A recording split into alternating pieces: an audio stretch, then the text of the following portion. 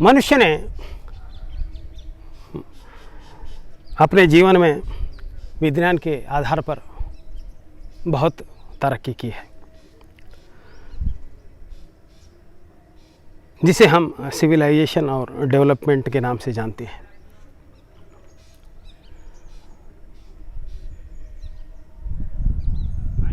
गीता का जो मनोविज्ञान है हमारी इस तरक्की को, इस उन्नति को दो भागों में विभाजित करता है।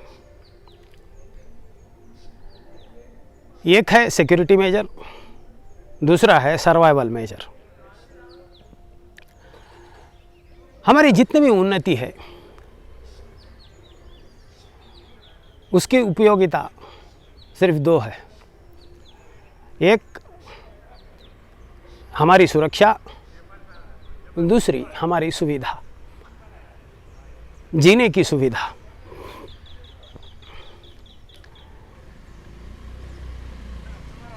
लेकिन अगर हम इतिहास को थोड़ा गौर से देखें तो इतना डेवलपमेंट होने के बाद भी, इतनी सुरक्षा होने के बाद भी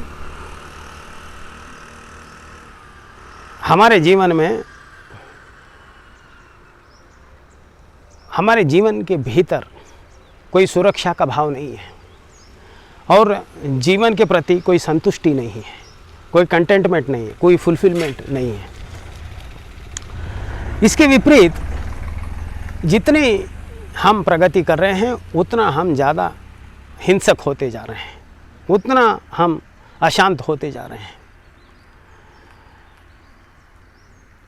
बाहर से लगता तो है सुरक्षित है, बाहर से लगता तो है कि जीवन की सभी सुविधाएं हैं, लेकिन भीतर अगर हम देखें तो हम असुरक्षा से, इनसिक्योरिटी से भरे हुए हैं और इसका परिणाम हमारे भीतर का जीवन पूरा अशांति, एंजाइटी से भरा हुआ है। गीता कहती है इसका मुख्य कारण है भय। गीता का मनोविज्ञान कहता है जब तक हम भय के ऊपर काम नहीं करेंगे तब तक हमारी ये जो सुरक्षा है, हमारे ये जो सुविधाएं हैं, इसकी कोई सार्थकता नहीं है। ये हमारे लिए उतने कोई उपयोगी नहीं है, क्योंकि अगर हम हमारे चित्त की दशा को देखें तो कॉन्शियस माइंड हमारा जो 10% है वो इस बात में जुड़ा हुआ है कि और सुरक्षा और सुरक्षा और सुविधा और सुविधा। ये इसलिए कर रहा है कि हमारा जो सबकॉन्शियस है वो भय से भरा हुआ है। हमारे भीतर निरंतर एक भय की धारा बह रही है जो हमारे जीवन को कुंठित कर रही है। ये भय तो हमें बाहर दिखता नहीं है, लेकिन हमें हर पल खाते जा रहा है। जिस तरह हमारे को दांत का दर्द होता है,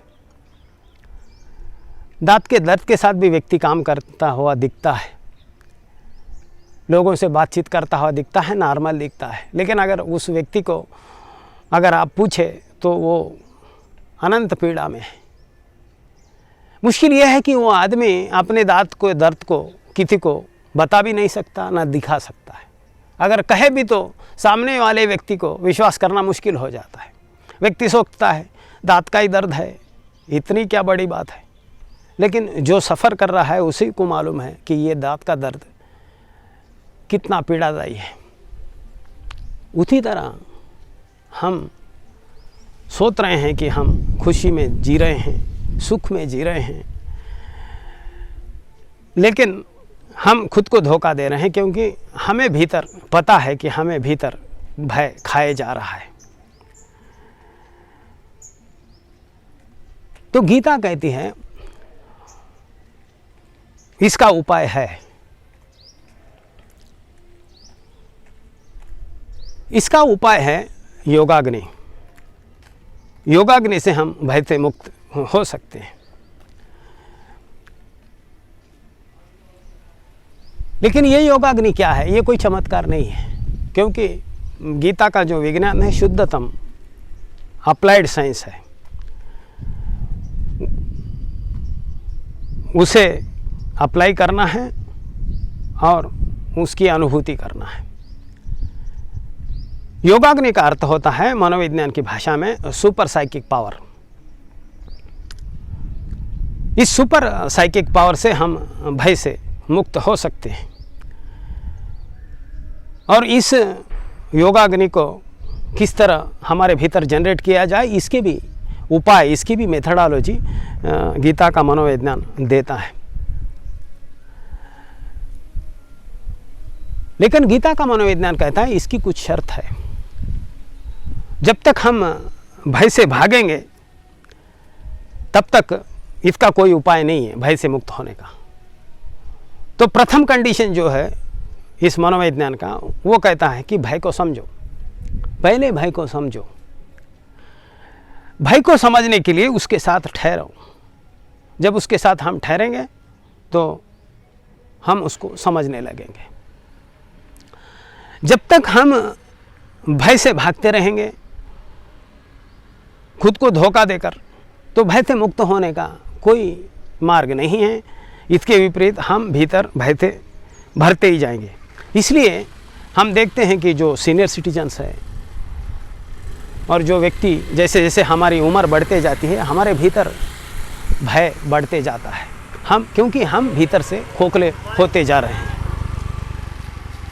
जीवन भर तो हम भागते रहें, खुद को धोखा देते रहें, लेकिन जैसे जैसे उम्र समाप्त होती है शरीर वीक होने लगता है, हमारे सेंसेस वीक होने लगते हैं, तो फिर वो भय जो हमने छुपाया था वो बाहर आने लगता है।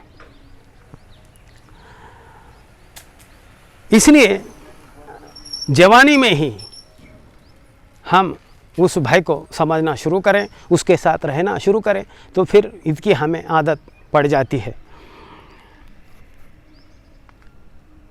तो भय को समझने के लिए उसके स्वभाव को समझना है। गीता के मनोविज्ञान ने